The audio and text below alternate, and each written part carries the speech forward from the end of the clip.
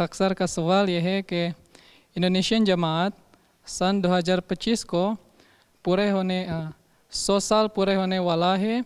खुदा ताला के शुक्र गुजारने के लिए हमें क्या करना चाहिए? क्या करना चाहिए? 100 साल पूरे होने पे आप ये टारगेट रखें कि 5 साल में आपने कम से कम 1 लाख बैतें करवानी हैं, ठीक?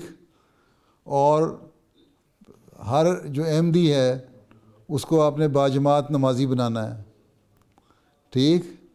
हर अहमदी को बाकायदा कुरान करीम पढ़ने वाला बनाना है, ठीक? हर अहमदी को खिलाफत से ताल्लुक़ रखने वाला बनाना है, ठीक? हर अहमदी को हज़रत सल्लल्लाहु अलैहि वसल्लम पर दरूद भेजने वाला बनाना है, ठीक? बस ये काम कर लें तो उनका बहुत कुछ कर लिया।